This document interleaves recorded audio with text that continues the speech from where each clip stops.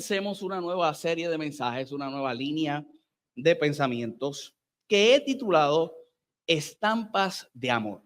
Estampas de amor. Y aproximándonos a lo que será, ¿verdad?, el tiempo de la Semana Mayor, como muchos le dicen, de la Semana Santa, tiempo de conmemorar lo que es la muerte, la resurrección de nuestro Señor Jesucristo. Yo quiero que nosotros nos fijemos en unos momentos en específico, sin adelantarme al mensaje, que se encuentran en la palabra del Señor, no meramente de que se pueda manifestar lo que es el amor de Dios y el amor de Jesús hacia nuestra vida, sino unos momentos específicos donde gente manifestó su amor hacia Jesús. Y con eso yo quisiera las próximas semanas y los próximos domingos, hasta el día de resurrección, que aprendamos algunas cosas. Esa no sé si va a ser la gráfica final. Habíamos tratado de hacer algo, ¿verdad?, y no lo pudimos hacer a tiempo. Yo le pido al Señor que lo podamos hacer, pero aún así, bueno, disfrute de la palabra, que es lo más importante. Una de las cosas que todos nosotros debemos de reconocer es que el amor de Dios es incuestionable.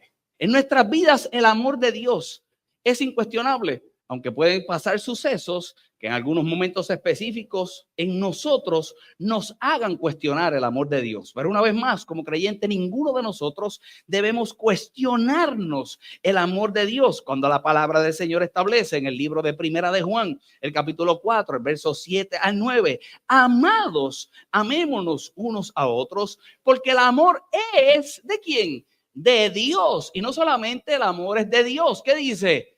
Porque el amor es de Dios, todo aquel que la ama es nacido de Dios y conoce a Dios. ¿Por qué conoce a Dios? Por el amor.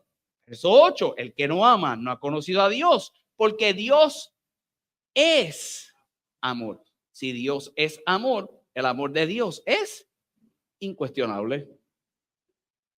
Lo que cada uno de nosotros, y con el mensaje de hoy yo quiero que tú lo tomes en consideración, debemos de cuestionarnos es si nuestro amor es recíproco hacia Él. Si mi amor es recíproco hacia Dios. Si yo amo a Dios de la misma forma en que Dios me ama a mí. Nuestro amor muchas veces sí será cuestionable.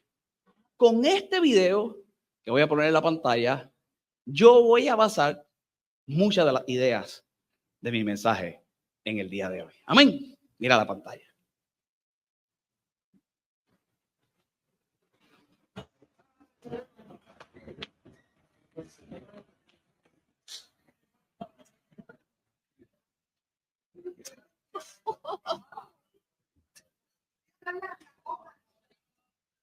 I don't think you had a good time. You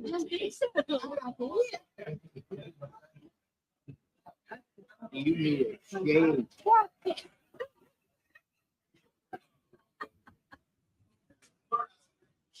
I don't think you missed him at all.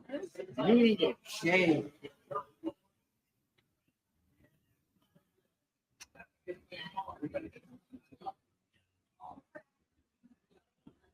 Did you have a good time? You have a good time.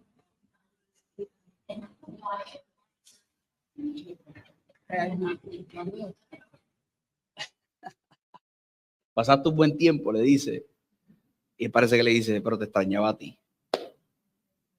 Ves conmigo al libro de Primera de Juan, el capítulo 4, y miremos para mí una de mis historias favoritas de amor en la palabra del Señor. Y yo pudiera predicar todos los domingos de esta historia, y todos los domingos voy a ver algo diferente. Y me identifico muchísimo con este personaje. Perdóname, el libro de Lucas, el capítulo 5, el verso 1. Cuando nosotros miramos este aspecto de lo que nosotros pudiéramos quizás cuestionar en cuanto a lo que es nuestro amor hacia Dios, nosotros debiéramos de establecerlo en un contexto de lo que es relación. Es una relación entre dos. Es un paralelo lo que se puede esperar. Es como te decía, es si mi amor es recíproco. Cuando nosotros vemos ese paralelo en cuanto a lo que es el amor, yo tuviera que basarlo, y te traigo esto porque será lo que voy a ampliar con los versos en esta mañana. Yo tendría que basarlo en ese paralelo, ese reto de ambas partes, cuando lo miramos naturalmente hablando, por un número uno, compromiso emocional. El compromiso emocional que eso conlleva. Las parejas y los que estén casados aquí lo saben. El compromiso emocional que constantemente vas a tener que tener con tu pareja. No solamente las parejas, las amistades. Mire, hermano, yo tengo amigos que exigen más que mi esposa. En estos días yo recibí un meme de una persona que jamás pensaría que iba a recibir, y no sé si era una indirecta. El meme era como que te invitan a correr bicicleta y tú picheas. Y dije, esta persona no está enviándome este meme, porque este hombre no necesita del amor que otros necesitan. Enviaba como Don Ramón invitando. Es que Carlos no corre bicicleta hace como una semana y necesita a sus amigos que corran bicicleta, y como ahora yo corro bicicleta, Carlos, hoy vamos a correr bicicleta. Tengo amigos, muchachos, que a veces exigen más que la... Carlos no, pero hay unos casos que hay un compromiso emocional que eso conlleva. La realidad es que cuando basamos nuestra vida y lo que es este aspecto del amor en una relación y en el paralelo, lo que se espera es tener un crecimiento juntos. Si tú creces, tú lo menos que esperas es que la gente que va contigo también crezca. Si me pones a correr ahí el reloj de la predicación. Si tú creces, que la gente también crezca. Una de las situaciones que se da en los tiempos en que gente comienza a tener crecimiento en su vida, hay veces que gente cercana pues comienza a hacer ciertas cosas o a decir ciertas cosas que uno pensaría, ¿por qué dicen esto? Me está hasta hiriendo. Y la realidad es que lo que está detrás de eso es el miedo a perderte. Es más fácil criticarte porque estás creciendo que hacer el esfuerzo que tú estás haciendo para que ellos también crezcan. Una relación es para que crezcamos juntos. Por eso en nuestra iglesia creemos que crecemos juntos por la palabra del Señor. Una relación, más allá de amor, está centrada en el compromiso a largo plazo. Las relaciones son para el largo plazo, hacia adelante. Y por último, yo quiero una vez más que lo tengas a consideración para lo que vamos a estar viendo en esta mañana, se basa en empatía y se basa en comprensión. Muchas veces nos vamos a tener que poner, como dicen por ahí, en los zapatos del otro. No entendemos todo lo que está pasando, no sé por qué lo está pasando, pero porque quiero mantener una relación, puedo ser empático, y porque quiero mantener una relación, voy a comprender aún lo que yo quizás no estaría dispuesto a pasar. Y estoy contigo. Una relación fundamentada en el compromiso emocional, en el crecimiento juntos, en el compromiso a largo plazo y este aspecto de la comprensión, este aspecto de la empatía. Y todo eso lo vamos a ver en Jesús. Y eso es lo que yo quiero que veamos a través de Estampas de Amor. Ahora sí, el libro de Lucas, el capítulo 5. El libro de Lucas, hoy vamos a ver varios versos. Te prometo que voy a ir rápido por ellos hasta llegar donde quiero llegar. Dice la palabra del Señor: aconteció que estando Jesús junto al lago de Genezaret, el gentío se agolpaba sobre él para oír la palabra de Dios. Y vio dos barcas que estaban cerca de la orilla del lago, y los pescadores, habiendo descendido de ellas, lavaban sus redes. Ya habían terminado de pescar, estaban limpiando su instrumento de trabajo. Y entrando en una de aquellas barcas, el cual era de Simón, le rogó que la apartase de tierra un poco, y sentándose enseñaba desde la barca a la multitud. Ni permiso pidió Jesús, se montó en la barca y comenzó a enseñar, comenzó a predicar. Dice el verso 4, y cuando terminó de hablar, dijo a Simón: boga mar adentro y echa vuestras redes. ¿Para qué? Para pescar. Era de día, termina de predicar, le dice: ahora vuelve allá y pesca. Verso 5, y respondiendo Simón le dijo: maestro, toda la noche hemos estado trabajando. Esta era gente que trabajaba, esta era gente que sabía lo que hacía, a eso se dedicaban. Dice que estuvieron trabajando y que dice: nada hemos pescado, mas en tu palabra echaré la red. Yo soy de los que considero que Simón en aquel momento estaba escuchando lo que Jesús estaba diciendo, y por lo que Jesús estaba enseñando y Jesús estaba diciendo, ahora se iba a atrever a entrar mar adentro y volver a pescar. Jesús inspiró la fe de Pedro con su predicación. Aún prestándolo o no prestando atención, algo despertó en Pedro y le dice, bueno, si es por lo que tú dijiste, como tiene que suceder en tu vida, cuando te expongas a la palabra del Señor, lo mínimo que puedes tener como expectativa es que por esa palabra algo surge en tu vida, pero te tienes que mover a que entonces surja. Y ahora este hombre va mar adentro, por lo que Jesús dijo, y dice la palabra del Señor, y habiendo hecho, encerraron gran cantidad de peces. Y mira este detalle, porque más adelante voy a tocarlo una vez más. Dice la palabra del Señor, y su red, ¿qué? Se rompía. Y su red se rompía. Encerraron gran cantidad de peces, y como eran tantos, la red se rompía. Entonces hicieron señal a los compañeros que estaban en la otra barca para que viniesen a ayudarles, y vinieron y llenaron ambas barcas de tal manera que se hundían. Viendo Simón Pedro, cayó de rodillas ante Jesús diciendo, apártate de mí, Señor, porque soy hombre pecador. Porque la pesca que habían hecho, el temor se había apoderado de él y de todos los que estaban con él. Verso 10, y asimismo Jacobo y Juan, hijos de Zebedeo, que eran compañeros de Simón. Dice la palabra del Señor, pero Jesús dijo ¿a quién? A Simón. También habían unos cuantos que estaban allí que fueron beneficiados de eso, pero Jesús se dirigió ¿a quién? A Simón. Llegarán instantes y momentos de tu vida que Jesús se va a dirigir directamente a ti. Hay otros que se benefician de lo mismo que Dios dice para sus vidas, pero hay un trato que es exclusivamente contigo. Y dice la palabra del Señor, no temas, desde ahora serás pescador de hombres. Y cuando trajeron a tierra las barcas, dejándolo todo, ¿qué dice? Le siguieron. Se refiere a Pedro, pero varios de los que también fueron expuestos al milagro dejaron todo lo que estaban haciendo. ¿Y qué dice la palabra del Señor? Le siguieron de inmediato. Mira cómo lo establece Marcos para traerte una idea.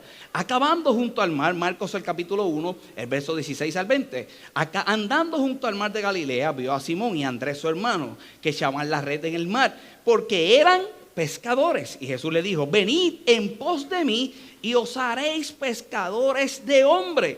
Y dejando luego sus redes, le siguieron. Pasando allí, un poco más adelante, vio a Jacobo, hijo de Zebedeo, y a Juan, hermano, también ellos en la barca, que remendaban las redes. Si estos dos remendaban las redes, eran del corillo, esa palabra no se usa, eran del grupo que pescaron y se rompió la red, ¿cierto? Están remendando las redes. Verso 20, y luego los llamó, y dejando a su padre Zebedeo en la barca con los jornaleros, ¿qué dice?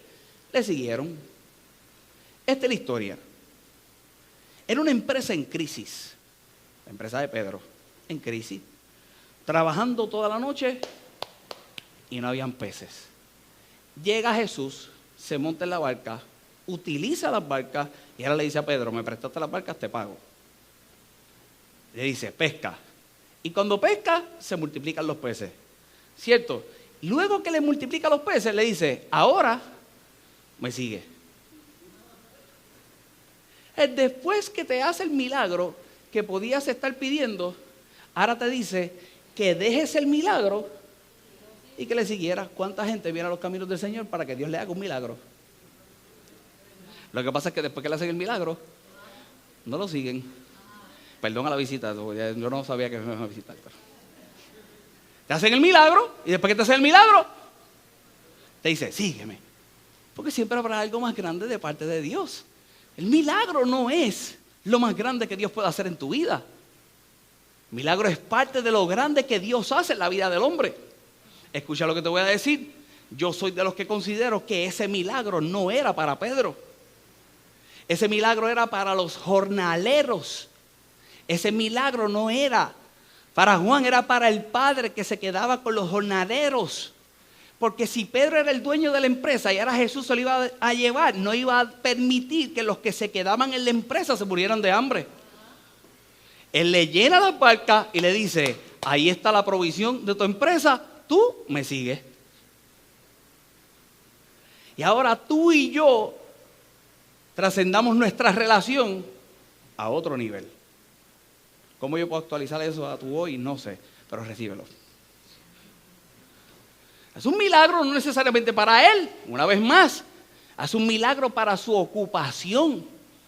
Pedro no lo hubiera seguido si quizá se mantenía aquella gente en escasez. Pedro no lo hubiera seguido si no hubiera visto la grandeza. Lo curioso es que mientras Pedro pescaba, en aquel instante la red se rompía. Si vamos ahora a lo personal y a lo que iba a suceder en su vida, era una muestra. Ahora le está diciendo, vas a ser pescador de hombres. Vas a ser pescador de hombres, pero ponte a pensar la expectativa ahora de Dios. El pescador de hombres recibiéndolo en unas redes que se podían romper. Era el estado actual de Pedro. Cuando Dios hace un llamado de nuestra vida, definitivamente quizás no estamos completamente capaces de poder cumplir con ese llamado, pero la muestra de Dios siempre va a estar presente. Siempre va a estar presente la muestra de la grandeza de Dios en tu vida. Te dijo que ibas a ser pescador de hombres, te va a mostrar cuántos hombres podías pescar, aunque las redes en ese instante, por como tú estabas, se podían romper. Hay gente que dice, yo vendré a los pies del Señor cuando yo me sienta seguro, cuando ya yo esté listo, cuando yo esté preparado. Pero la pregunta es, ¿para qué vas a venir cuando estés listo, cuando estés preparado? ¿Para qué vas a ir al médico cuando ya estás sano? Eso no hace ninguna lógica. La idea es que te acerques a aquel que puede ser el que sane tu vida, cómo te encuentras, y aún en el estado que te encuentras te pueda decir, todo esto puedo hacer contigo. Ese es el grandioso Dios que yo le sirvo. Y ese es el grandioso Dios que yo predico. El Dios que provoca que hayan unas estampas de amor. Y para mí ese es el inicio de la estampa de amor en la vida de Simón Pedro. En el estado en que estás, te muestro lo que soy capaz de hacer en ti. Los que conocen la historia, y no puedo ir a cada uno de los detalles de la vida de Pedro porque nos tomaría todo el día, yo sé que les va a dar hambre dentro de un rato. Pero cuando miramos la historia, hay un evento en específico que podía distorsionar aquel encuentro que se tuvo con Jesús. Marcos capítulo 14, dice la palabra del Señor. Entonces les dijo, todos os escandalizaréis de mí esta noche. Jesús hablando, escrito está, heriré al pastor a la cabeza, refiriéndose a él Jesús, heriré al pastor y las ovejas, ¿qué pasaría? Se dispersarán. Pero después que haya resucitado, dice Jesús, después que haya resucitado, ¿qué les dice? Iré delante de vosotros. ¿A dónde? A Galilea. En este instante, Jesús iba a ir a la cruz. Jesús iba a morir. Estos hombres no iban a entender por qué aquel con el que él caminaban, que mostraba una victoria y alguna expectativa a nivel histórico, tanto política como de otras áreas, incluyendo lo espiritual, ahora iba a morir. Y aquellos que ellos esperaban como ese gran líder no estaría. Y él dice, yo estoy consciente que van a hacer esto conmigo. Pero ¿qué dice? Cuando yo resucite, voy a ir donde vosotros. Verso 29. Entonces, ¿quién le dijo? Pedro le dijo, aunque todos se escandalicen, ¿qué dice? ¿Yo? No. Y ahora Pedro trata de mostrar su amor. Yo. Se escandalizarán esto. Yo no, yo permanezco. Verso 30. Y le dijo Jesús, de cierto te digo que tú hoy, en esta noche, ya mismito, tú hoy, en esta noche, antes de que el gallo haya cantado 2 veces, me negarás. ¿Cuántas veces? 3 veces. No, tú dices que vas a estar. Yo sé que me niega. Yo sé que me niega. No solamente eso, mira el verso 31. Mas él con mayor insistencia le decía, si me fuese necesario, ¿qué cosa? Morir contigo, no te negaré. Pero no solamente él, ¿quién más? También todos decían la muestra de amor de Pedro. Yo, contigo muero. Contigo voy a todas. ¿Cuántas veces te han dicho eso en la vida? Y el que te lo dijo es el primero que dirá. Cuando se puso difícil, el primero que mira. Y ahora este hombre trata de mostrarle a Jesús dentro del contexto que Jesús se encontraba, que iba a ser de sufrimiento, con el aviso que le estaba dando, que él iba a estar. Y ya Jesús sabría que él no estaría. Pero Jesús había adelantado que aun cuando él no estaría, él cuando resucitara, sí iba a estar. Por eso nunca, lo que te decía al principio, podemos poner en duda lo que es el amor de Dios y el amor de Jesús en nuestra vida. Porque él, sabiendo que iba a negarlo y que no iban a estar en el momento difícil, Jesús sí estaría en el momento difícil de ellos. Yo iré. Y cuando utiliza esa palabra iré, refiriéndose a liderar hacia adelante, iba a liderar de una forma magistral. Lo que iba a liderar era de una manera superior. Ahora, en aquel instante que él volvería a estar, iba a ser diferente. Pastor, ¿y qué tú me quieres enseñar en el día de hoy a través de toda esta historia? Y ya casi voy a concluir. Cuando el pastor dice que va a concluir la visita, le queda por lo menos 20 minutos de mensaje. Ponga el reloj, cuente. Dice Juan, el capítulo 21. Y ahora, esto es en el momento histórico en que ya Jesús muere, pero resucita. Ya Jesús no está. Y dice la palabra del Señor, después de esto, Jesús se manifestó otra vez a sus discípulos junto al mar de Tiberia y se manifestó de esta manera. ¿De qué manera? Estaban juntos Simón Pedro, Tomás llamado el Dídimo, Natanael de Caná de Galilea, los hijos de Zebedeo, que fueron los de la barca, los hijos de Zebedeo y otros dos de sus discípulos. Y mira lo que dice el verso 3. Simón Pedro les dijo, voy a pescar. Voy a pescar. Y ellos le dijeron, nosotros también contigo. Fueron y entraron en una barca y aquella noche, ¿qué dice? ¿No pescaron? Nada. Y la historia se vuelve a repetir. ¿Cuántas veces en nuestra vida se repite la historia? ¿Cuántas veces en nuestra vida se repite la historia? Pongámonos a pensar y pongámonos creativos. Y ahora utilizo mi licencia creativa de predicador, si existiera. Que en aquel momento, en el principio, Pedro se podía sentir triste. Pedro podía estar acongojado. Pedro no había pescado en toda la noche y pongamos que tenía problemas económicos y había que pagar a Luma, había que pagar acueducto, había que pagar todos los compromisos que tenemos para poder subsistir, pero no había pesca, no había resultado del trabajo. Ese fue el primer instante donde puedo tener un encuentro con Jesús. Y ahora aquel Jesús que me llena las barcas y que hacía que se rompieran aquellas redes, era tanto. Me dice, renuncia a todo eso y sígueme, porque yo puedo ser más grande en tu vida. Y ahora comienzas a caminar con un Jesús que veía su grandeza, veía cómo podía resucitar gente, veía cómo sanaba a la gente, veía cómo libertaba a la gente. Había algo sobrenatural que podías experimentar, no viéndolo de lejos con él, sino que estando de cerca y poniéndote a prueba en momentos específicos para que tú también lo hicieras. Ese era el Pedro que comenzó a caminar con Jesús lleno de una expectativa, porque se hablaba que vendría un Mesías, se hablaba que vendría un libertador, se hablaba que vendría un líder político que iba encima de Roma, que iba por encima de todos los gobiernos. Se hablaba de aquel que traería la verdadera libertad a toda una nación, y ahora aquel no estaba. Y te pregunto en el día de hoy si la tristeza del inicio era más grande que la tristeza que se podía estar experimentando en este momento y en este estado, en ese momento histórico. No solamente tienes la carga de que no estás, sino que ahora tienes la carga que cuando tú trataste de mostrar tu amor hacia Él, le quedaste bien mal. Yo estoy contigo hasta la muerte. Y en la muerte no estabas. Yo creo que todos nosotros hemos experimentado ese estado emocional. Hay veces que no teniendo la capacidad de poder estar con gente que quisiéramos estar, le decimos que vamos a estar y al final no estamos. Y no es ni a propósito, es que realmente no tengo la capacidad de hacerlo, aunque quisiera. Hay gente que no se expone por no experimentar el dolor que esa persona puede estar experimentando. El dolor es tan fuerte que yo prefiero no exponerme a ese dolor. El dolor que experimentaría Jesús era tan fuerte que ninguno de los muchachos lo podía experimentar y Jesús estaba claro de eso.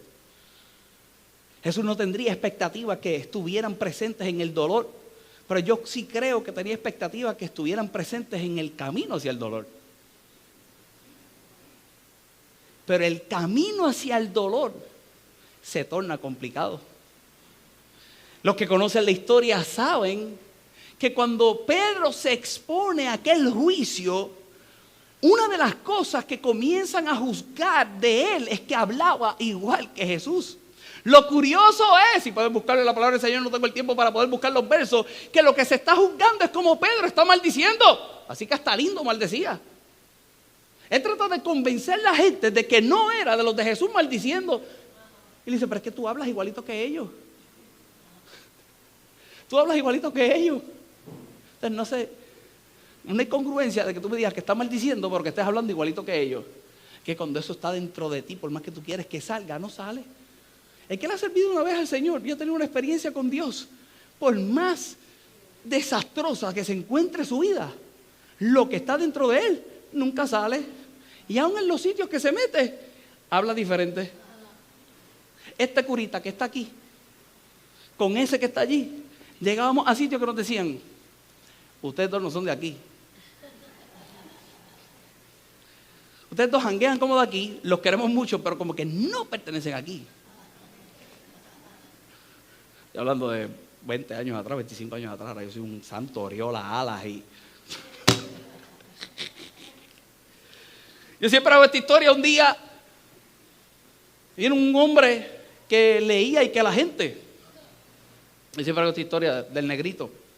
Negrito, ponte de pie para que la gente te conozca. Ismael, decimos cariñosamente el negro.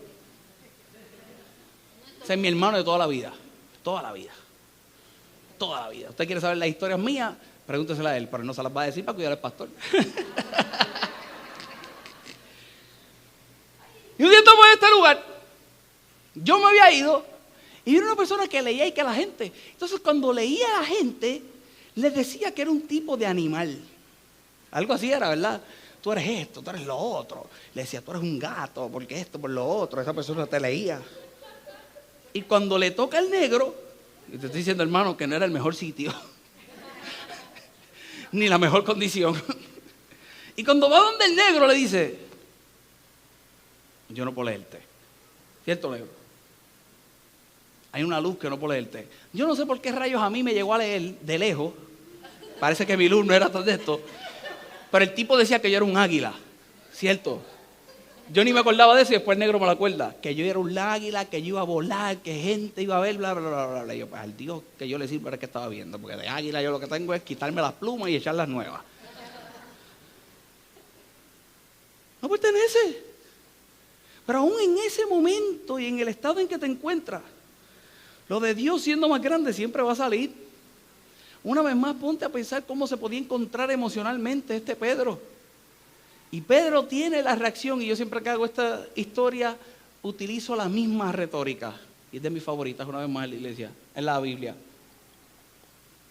Él vuelve al lugar donde yo considero que se acordaba de aquel Jesús que una vez experimentó. Él vuelve al lugar, él vuelve a aquel árbol donde un día se escribió Jesús y Pedro forever. Eso es como la parejita. Cuando tú te dejas, antes que ibas en el árbol en la escuela que estaba ahí tallado y tú vas allí a llorar, después volverá. Te tengo noticias, no vuelve. No vuelve. Vendrá. Y yo creo que Pedro volvió a ese lugar. Hay gente que dice que volvió a un estado frustrante, que volvió a hacer lo que sabía hacer. Yo creo que él volvió al lugar donde se acordaba, donde su vida fue cambiada, donde su vida fue transformada. Pero cuando vuelve al lugar, vuelve a experimentar lo que experimentó el día que conoció al que le cambió la vida. ¿Y qué fue lo que le pasó? Que conoce la historia, dice la palabra del Señor. Cuando ya iba amaneciendo, se presentó Jesús en la playa. Cuando iba amaneciendo, se presentó Jesús en la playa. Mas los discípulos no sabían que era Jesús. Y les dijo: hijitos, ¿tenéis algo de comer? ¿Y qué respondieron? No. ¿Tienen algo de comer? No. Pero no sabían que era Jesús. No. Dice la palabra del Señor. Y él les dijo: echad la red a la derecha de la barca y hallaréis. Entonces la echaron y ya no la podían sacar por la gran cantidad de peces. Entonces aquel discípulo a quien Jesús amaba dijo a Pedro: es el Señor. Y Simón Pedro, cuando oyó que era el Señor, se ciñó la ropa porque se había despojado de ella y se echó al mar. Y los otros discípulos vinieron con la barca arrastrando la red de peces, pues no distanciaba de tierra sino como 200 codos. Y al descender a tierra vieron brasas puestas. Yo quería tener el barbecue aquí, pero no pude. Siempre se me ocurren las cosas tarde. Era comprar un pescado de goma, no sabía dónde podía comprar un pescado de goma, pero dice la palabra del Señor: vieron brasas puestas y un pez encima de ella. ¿Tienen de comer? No. Tiren la red, se las lleno. Pero cuando miran a la orilla, habían brasas puestas y un pececito en cada una de ellas. Brasas puestas y un pez encima de ellas. ¿Y qué más? Y pan. Y Jesús le dijo: traed de los peces que acabáis de pescar. Y subió Simón Pedro y sacó la red a tierra llena de grandes peces, 153, y aún siendo tantos, ¿qué dice? La red no se rompía. Al principio, cuando le mostró lo que él podía hacer, ¿qué pasaba con la red? Se rompía. Dice cantidad de peces. Al principio decía cantidad de peces. Ahora dice cantidad de peces. Y ahora dice que las redes no se rompían. Acuérdate de eso porque te voy a enseñar algo. Voy a terminar de leer los versos, pero te enseño algo. En aquel momento se rompían, ahora no se rompen. En aquel momento, olvídate de cuántos eran. En este momento se sabía que había una cantidad de peces. Dice el verso 12: y les dijo Jesús: venid, comed. Y ninguno de los discípulos se atrevería a preguntarle: ¿tú quién eres?, sabiendo que era el Señor. Esta gente lo que estaba era avergonzada. Esta gente avergonzada, y sin adelantarme el mensaje, Jesús mostrándole todo su amor. Esta gente avergonzada y Jesús mostrándole todo su amor. Vino pues Jesús y tomó pan y les dio, y asimismo del pescado. Verso 14: esta era la tercera vez que Jesús se manifestaba a sus discípulos después de haber resucitado de los muertos. Pero mira el verso 15, te enseño una idea y con esto voy a concluir. Mira cómo comienza el verso 15. Cuando hubieron comido, Jesús le dijo a Pedro, a Simón Pedro, si me ayudas en el piano. Cuando hubieron comido, ¿tienes de comer? No, no hay problema, te cocino. Y hace brasas, y en cada brasa un pescado. Porque no solamente Pedro le dijo: contigo voy hasta la muerte. Los muchachos también le dijeron que ellos iban a estar. Y los mismos muchachos que dijeron que iban a estar y no estuvieron, ahora también estaban pescando. Quizás el dolor que Pedro sentía no era el mismo de los muchachos, pero los muchachos también sentían la vergüenza y el dolor que Pedro podía sentir. Y siendo incuestionable el amor de Dios hacia nuestra vida, Jesús desde el comienzo les mostró, a pesar de aquel momento, cuánto los amaba. ¿Tienes hambre? Te voy a cocinar. y hace brasas. Las brasas eran con carbón. Las brasas representaban distintas cosas en aquel momento histórico, como el calor que se debía sentir en medio de todo el frío que se podía experimentar en lugares desérticos como eso. Ah, mira, aquel puso, aquel buscó. Ese es el equipo creativo de esta iglesia. Alberto. Y para cada uno no solamente estaba lo representativo de aquel calor, de la ocupación de ese ser que estaba a la orilla, sino que también estaba el pescadito para saciar esa necesidad natural que aquellos hombres tenían, que era hambre. El gesto de amor, el que yo te cocine. ¿Cuánto le gusta que su esposa le cocine, que su esposo de vez en cuando saque el tiempo de cocine? Yo no cocino, pero la invito a comer. Yo hago huevos fritos, ¿usted se cree? Es un gesto de amor.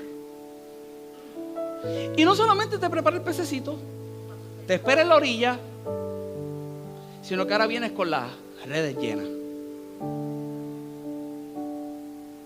Y ahora las redes no se rompían.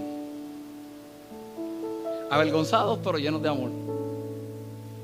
Y te pregunto, ¿cuántas veces con Dios tú puedes sentir o experimentar eso en tu vida? Por vergüenza no te acercarías y Él en la orilla esperándote con el pescadito en la brasa. Ponte a pensar en esa estampa de amor. Y no solamente te cocina, sino que te sirve. Ahora voy a decir un secreto. A mí no me gusta servirme. No me gusta servirme. Entonces yo al principio de casado le decía a mi esposa que era que la comida sabía mejor cuando ella me la servía. Y todavía hasta el sol de hoy ella dice, es que a él le gusta más la comida cuando yo se la sirvo. Y es que mi abuelita me la servía. Mi abuelita cuando era el pollo en fricasé y eran los muslitos, pelaba el muslito para que yo no pasara trabajo. Me picaba el bistec. Y cuando me casé a los casi 30 años, ya mi abuelita no me podía picar el bistec. Así que si grande es la comida, imagínate que te sirvan la comida. A mi abuelo le ponían la remolacha en un plato, el tomate en un plato, el arroz en otro plato, y él empezaba a mezclar entonces en el plato todo lo que se iba a comer y decía, ¿por qué no puede echar todo en el mismo plato? ¿Usted se cree que mi abuela se quejaba? Porque era un gesto de amor. Le sirve. Pero después que se comió, y con esto voy a concluir, después que había pescado para todo el mundo, porque para Dios habrá pescado para todo el mundo, había una conversación pendiente. Y la conversación pendiente no era con todo el mundo. La conversación pendiente fue con el que llamó. La conversación pendiente fue con el que a través de la historia, y no leímos los versos en el día de hoy, tenía una promesa de parte de Dios para su vida. La conversación pendiente era con Simón Pedro. De las cosas curiosas que cuando tú comienzas a ver la historia bíblica, a Dios no se le escapa un detalle. Y los que fueron inspirados por Dios para escribir las escrituras, no se le escapa un detalle. Simón representando una cosa, Pedro representando otra, porque Jesús le cambia el nombre en un momento dado en su vida, para que ahora, en vez de ser esa persona inestable emocionalmente que se muestra a través de toda la historia bíblica, en un momento dado, y en los evangelios, ahora es Pedro, para que fuera una roca fuerte cimentada en lo que dijo Jesús. Curiosamente, en este espacio, la Biblia comienza a referirse a él como Simón Pedro. Todavía te queda algo de Simón, pero yo quiero que tú seas Pedro. ¿Ya comiste? ¿Estás altito? Vamos a hablar. Y la mayoría de la gente le huye a tener una conversación con Dios porque considerarían que esa conversación va a ser una conversación punitiva, cuando con Dios siempre la conversación será dirigida al amor. Y si grande era la estampa de amor de que hubiera una brasa, un pececito, pan y que Él te sirviera la comida, más grande era la conversación que ahora Pedro iba a tener con Jesús. Y si algo yo le pido a Dios con esta estampa de amor que te estoy mostrando en el día de hoy, es que tú puedas reconocer por el resto de tus días, escuches lo que escuches, porque la influencia a través de la palabra del Señor va a ser demasiada para nosotros llegar a las conclusiones que podamos llegar de Dios. Si algo yo quiero que tú salgas de aquí creyendo es que nunca podrás dudar del amor de Dios en tu vida, pero cuando comiences a evaluar de tu amor hacia Él, lo filtres por la conversación que yo quiero que de hoy en adelante tú puedas tener. Y después de comer, después de haber suplido la necesidad, como Dios suple nuestras necesidades, como Dios hace que nos acerquemos a Él, no hay un punto final, es el comienzo para algo, es el comienzo del cumplimiento por el cual un día me llamó, por el cual un día me dijo, un día se rompieron las redes, pero en aquel instante lo que comenzó a enseñarle a Pedro es que ahora las redes no se romperían y que tenía que ser, no sé la palabra en español, accountability, tendría que tomar contabilidad de todo lo que estaba haciendo. En aquel momento no había números, pero en este momento, antes de sentarse a hablar con él, le está enseñando números. ¿Por qué razón? Porque después él predicaría y vendrían 3,000, después predicaría y vendrían 5,000, dice la historia bíblica. Después él predicaría y la gente comenzaría a estar en los pies de Jesucristo. Después él predicaría y hubiera visto lo que realmente era un pescador de hombres. Y desde el inicio, antes de la conversación, comienza a enseñarle que ya las cosas no se rompían, ya puedes madurar, ya puedes crecer, tengo toda mi confianza puesta en ti. Y dice la palabra del Señor en el verso 15, cuando hubieron comido, Jesús le dijo a Simón Pedro: Simón, hijo de Jonás, ¿me amas más que estos? ¿Me amas más que estos? Y le respondió: sí, Señor, tú sabes que te amo. Y él le dijo: apacienta mis corderos. Hoy no vamos a entrar en ese detalle, pero dice el verso 16, y volvió a decirle la segunda vez: Simón, hijo de Jonás, ¿me amas? Y Pedro le respondió: sí, Señor, tú sabes que te amo. Y le dijo: pastorea mis ovejas. Verso 17, le dijo la tercera vez. ¿Cuántas veces Pedro lo negó? 3. Le dijo la tercera vez: Simón, hijo de Jonás, ¿me amas? Pedro se entristeció de que le dijese la tercera vez: ¿me amas? Y le respondió: Señor, tú lo sabes todo. Tú sabes que te amo. Y Jesús le dijo: apacienta mis ovejas. Verso 18 dice: de cierto digo que cuando eras más joven te ceñías e ibas donde querías, mas cuando ya eras viejo extenderás tu mano y te ceñirá a otros y te llevará donde no quieras. Verso 19, esto dijo dando a entender con qué muerte había de glorificar a Dios. Y dicho esto, añadió: sígueme. ¿Había llamado ya a Pedro o no había llamado a Pedro? Había llamado a Simón. Había llamado a Simón. Aquí estaba llamando a Simón Pedro. Aquí había llamado al todo de Pedro. Y le dice: sígueme. ¿En un contexto de qué? De amor. ¿De Jesús hacia Pedro? No. De Pedro hacia Jesús. Lo que quedó en tela de juicio con haber negado a Jesús era si realmente él lo amaba. La diferencia, y siempre digo lo mismo cuando predico esta parte del mensaje, entre Judas y Pedro es que Judas no le dio la oportunidad a Jesús a que volviera a llegar a su vida. La primera vez,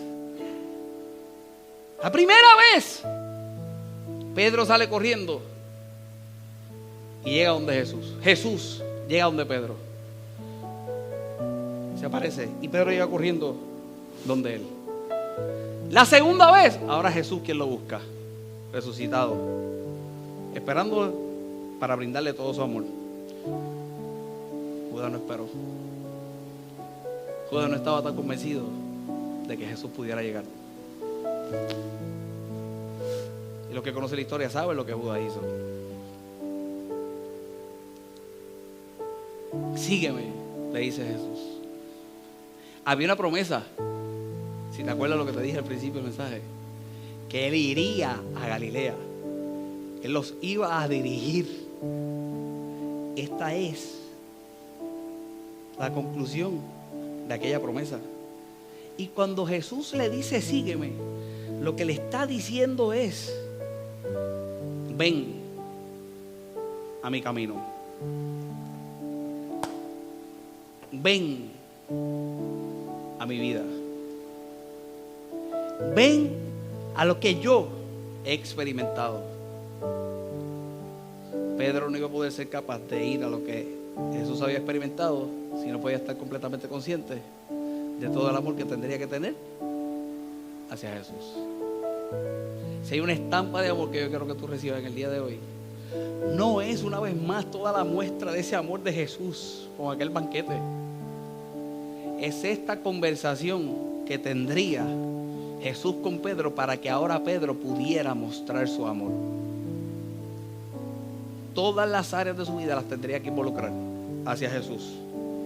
Para ese momento, no, para lo que vendría. Lo que vendría era las redes llenas. Lo que vendría era que las redes no se rompieran. Lo que vendría es que la muerte que iba a tener iba a ser la misma que el Señor Jesucristo, y Pedro pidiera que lo hicieran al revés, que no lo crucificaran igual que el maestro. No soy digno, vas a crucificar, pues lo haces al revés. Y el camino se iba a tornar difícil, pero permanecer en el camino no iba a ser posible si no era con amor. Mi oración en el día de hoy es, para poder concluir, no es que estés tan convencido del amor de Dios, eso es incuestionable. Es que para poder permanecer en el camino, estés muy convencido de tu amor hacia Él. De tu amor hacia Él. Un fuerte aplauso al Señor, ponte de pie.